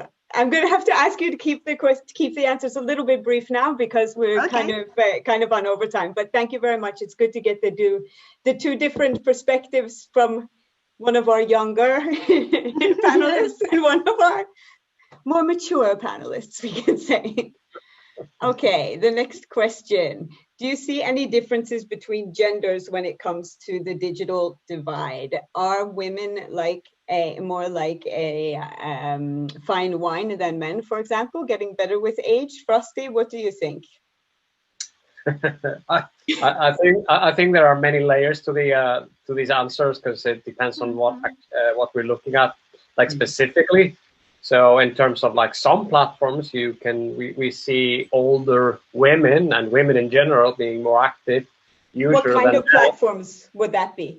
Well, I would say if I look at the numbers in Iceland, for example, women are way more active on Instagram than men, for example. But then we have, globally, men are more active users on Facebook. So I think it depends on what exactly are we looking at, and which platforms are we looking at, and what activities are we looking at. So it's we can ask a very simple question and say, is the gap increasing or decreasing? We have to be specific about what exactly we're talking about. But there are definitely behavioral differences in terms of some platforms. Comparing some platforms and gender usage, but I think overall our behavior and online activities are just becoming more fragmented, so to speak. We're doing more and more of so there's probably not a simple answer to it, but no. That one explanation. Okay, Elsa, what do you think about the gender differences? Do you have any observations? In Romania, theoretically speaking, there is no difference. Of course, women are more health conscious, whereas men are more into news. So this is one of the differences, but it is related to culture. Mm. And I'm thinking now of Roma people, whose young people are encouraged to marry young, and I mean girls, and abandon school. Mm. So when it comes to such, groups, there is a gender divide. Yeah. Okay. Yeah, that makes sense. Interesting. Okay, we'll move on from genders to the importance of the digital divide. Is this digital divide important, or should we maybe just accept that some younger people are different from older people and have different needs, and men are different from women and their needs that they have in everyday life? Those differences also transfer over maybe to social media differences, or do we need to do something about this? Giletta, I'll go with you for this question. Thank you, Claire. Yes, in my opinion, digital divide is very important, and definitely we have to do something about it. As I said before, this kind of divide is more or less age-related, and therefore its growth widens the generation gap. And to reduce this gap, I think that we need mutual efforts, I mean from all generations, because we all together are going to live on that digital world and to make it better for us all to live together. So we should go on this two-way street, facing each other and knowing each other, so that we could know each other's needs, traditions, and ethics. And that's all that I could say on this question. So by sharing with each other and learning each other, we can bridge the divide. Yeah. Like in real life. Yes. Yeah. Sure. Laura, would you like to add something to what Giletta said, or do you have another opinion about that? Why is the digital divide important? Yeah, I completely agree with Giletta that the divide is important, and that these different generations, we need to support each other to make this gap smaller, so that we could help each other about using social media. Yeah, great. Okay, the next question. Have you noticed any products that help to bridge the digital divide? Laura, we'll just stick with you there, and then we'll go to Frosty for his opinion.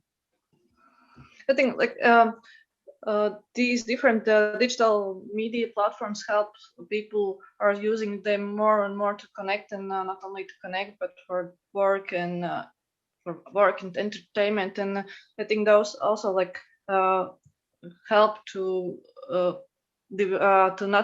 bridge this digital divide, because almost everyone any age group starts using these platforms. Thank you. Frosty, have you seen any new products on the market to help?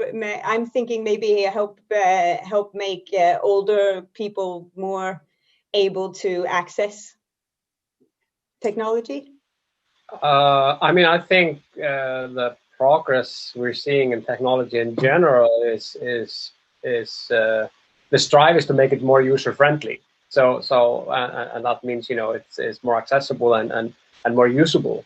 But I think we can also not take it for granted that people will find it by themselves just to start to use these things out of nowhere. So sometimes we need to address that proactively. So that's also something of an importance, to encourage people to start using it. And I remember when the internet and the whole .com kicked in, people were terrified.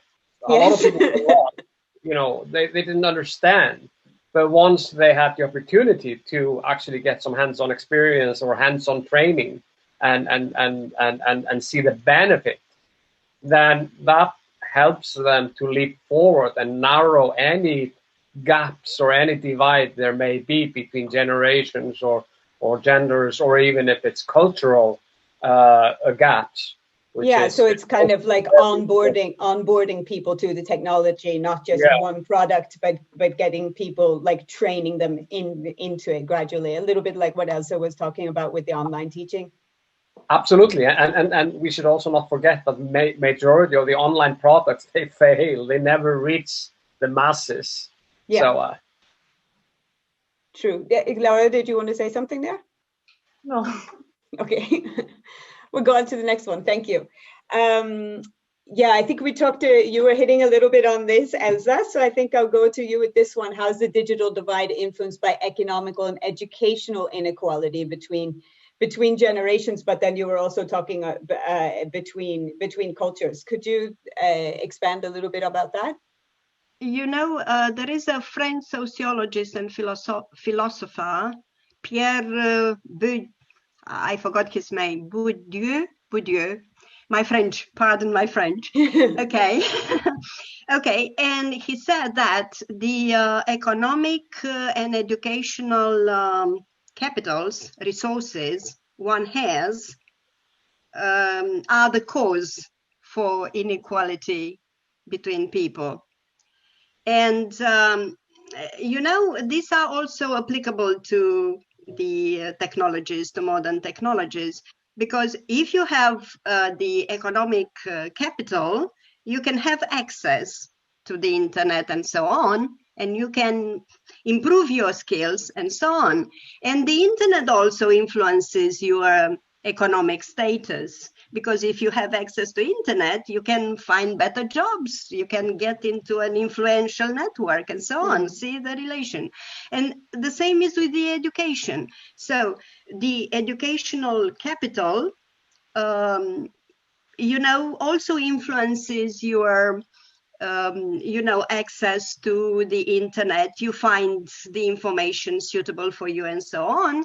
And by having this, your education increases because you learn more things. And to support my, you know, my argument, I can give you some, you know, statistics from Romania, from Eurostat. Okay, quick. But it's only, sorry? Quickly, come on. Quickly. It's related to education only. So for educated people, 9 in 10 have access to the internet. For the average educated, 7 in 8. And for the lower, can you guess how many? 1 in 2. Really? Yeah. Yeah. Really? Yeah. So that's 22. That's 2020. Yeah, Eurostat. and so then that would lead to the divide increasing, as you were saying. Yeah, so we have to do something about educating people. Yeah, probably through education. I think coming from Norway, we have a very the access to the internet is very, very widespread. So we're probably in a bit of a different situation. But if you're thinking globally, then your situation is even more critical because the differences between the haves and the have-nots. Generally speaking, you know, our place is high in terms of accessibility, but in terms of skills and usage and frequency, I think we have a problem here. Okay. Yep. Giletta, would you like to say something? Thank you. Would you like to say something about the situation in Lithuania, or how you see the situation globally? You know, I see that situation. I fully agree with the Elsa's point of view, because as I see, digital divide for me equals to digital inequality. And digital inequality, it reinforces economic and social inequality, and everything is, you know, interrelated both ways. So I fully agree with Elsa. Thanks. We go to the final question then. And a lot of you have touched on this already today. We've talked a lot about COVID with Elsa's project in Romania and how people have had to overnight go online. But have you seen any specific examples of how COVID has affected social media use between the generations? Laura, should we go with you there? Yeah, in our daily lives, we can see so many examples of like the businesses and schools and everything has had to go online. Even me personally, I have to work from home and I have to use more social media, but it's also for other people, and that doesn't mean it doesn't depend on the age, but other people generations. And I remember when we were leading the training course, the persons who decided to take part, they said that before they know how to use social media like Facebook, but they didn't know like some things that they have to do, and they usually gave those tasks to other younger people to do, and because they were afraid to do themselves. And now they're like we're taking part in this our training course to take those tasks from those younger people who do themselves. And so this is also like encouraging them motivation to be more social skilled people. Good, thanks, Laura. Frosty, I think I'll give you the last word there. Well, have you seen any effects?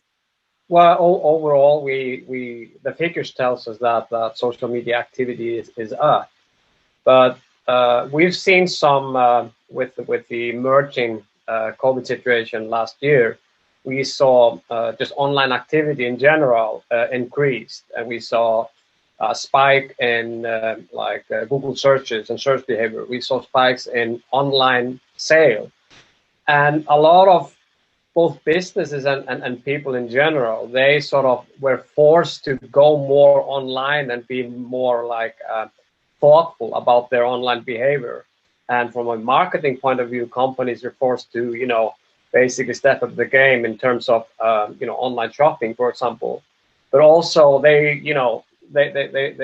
woke up from a very quiet dream where we need to actually reach out to people in more ways. We need to think, we need to think beyond our traditional approaches. So that definitely influenced, online and social behavior, both across individuals and businesses. So definitely, and I think that's something which is just we're gonna move forward from here. We're not going back to where we were. So that's also important to know.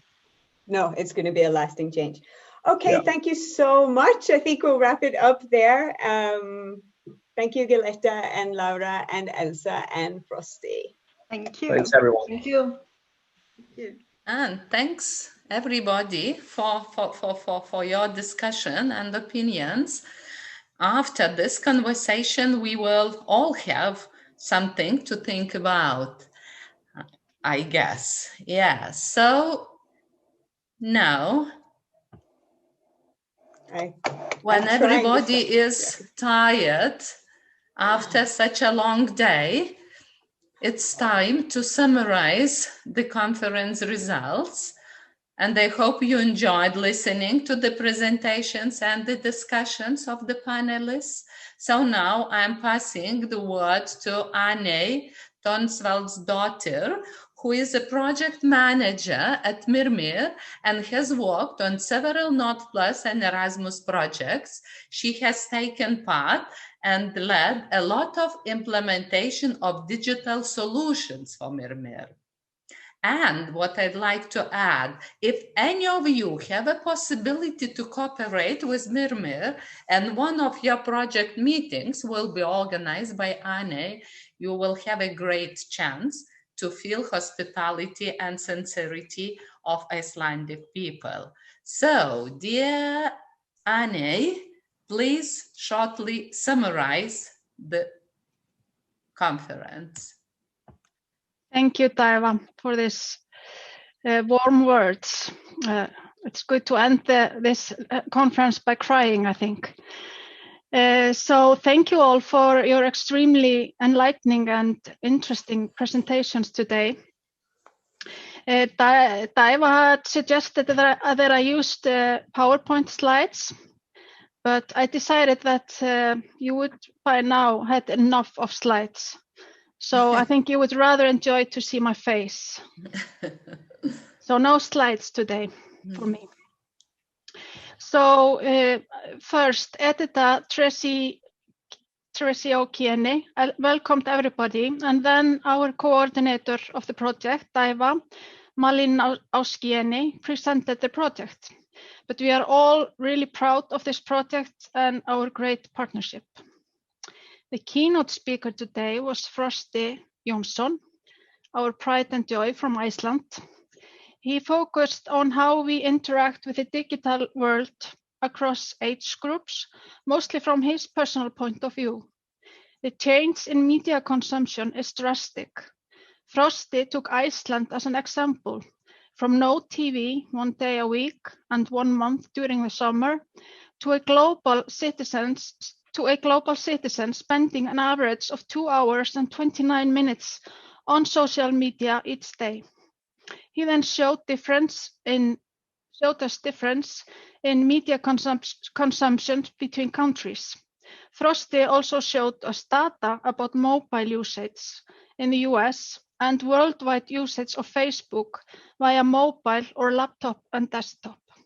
It doesn't come as a surprise how mobile usage is ruling over computer and desktop with over 80%. When it comes to age and gender, Frosti says that people 45 years old and older are the fastest growing Facebook age demographics, which makes me think that the target group for our program, Be Digital, is growing. Frosti mentioned the huge change in access and exposure to information, how pathways to connect have changes, being more accessible and faster, and how the internet transformed our lives, and the importance of addressing trust when talking about social media. However, as Frosti also said and emphasized, we need to be careful with the overflow of information, and we need to be aware of the challenges and responsibilities that come with it. Next, we had our colleague Giulietta Kierine from Lithuania presenting the Be Digital training program as a possible solution for the so-called digital immigrants, which she defined versus digital natives. Which are we? When defining these concepts, Giulietta presented some words that have been giving a new meaning in the digital world and the difference between the two. The good news for all of us immigrants is that we can learn, we can practice, and we can adjust to this new digital world. We just have to dive deep and sign up for Be Digital, I guess. Finally, Giulietta presented our product, the Be Digital program. The third presenter was Evita Brilte, our digital native and millennial representative, who addressed online customer service as a key element. So when everything is happening online, social media use has increased during COVID. New platforms are appearing at the same time as people are detoxing from social media. I really like this new aspect you can use. You can detox in more than one way. The younger generation is less interested in sharing personal information than the senior generation. The younger generation seem to use it more for communication and to follow influencers, for example. It was really interesting to hear about which age groups prefers different platforms. Interesting fact Brilte presented is that 75% of millennials would rather text than talk. And what I thought interesting about the fact, what impact it will have on the development of languages. Companies have been focusing on providing service by using technology, and for that using different platforms. You get 24 hours response from robots and automatic response, but no real communication. Still, no matter if you're a digital immigrant or a digital native, as Brilte, we all have the same thing in common as customers. We want real support and we want to feel valued. The last presentation was from our Romanian guests, Elsa Georgiou, Mihaela Vatavu, and Christian Timofteisiu. But they spoke about teaching during the pandemic. We who work in the education field can probably relate to what they said about being totally in despair to gaining confidence and being successful when being kind of forced into online teaching overnight. Christian told us about the change management and how they executed their changes and adapted them after being preparing for years. Mihaela told us about strategies. She described two change management models, Cotter and Adkar, and how they work when implementing changes. From these two models, they created their own that Mihaela described. Their model is really ambitious, and I think something that I myself would like to get more information about. Elsa finally described preparation, both of the technical and pedagogical training. It looks like our friends at EuroEd school in Romania did a great job. What can we really ask for more than increased self-esteem of students and of course teachers and a strong learning community? Finally, we had the panel discussion that was guided by questions that Claire Hjortveit from Norway moderated. After a short introduction from Claire, the panelists Elsa, Frosti, Laura, and Gilletta answered 6 questions, but maybe the answers to these questions are not that clear-cut as there can be many aspects to them.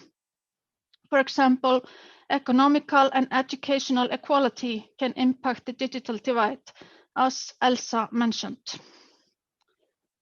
So that's it, folks.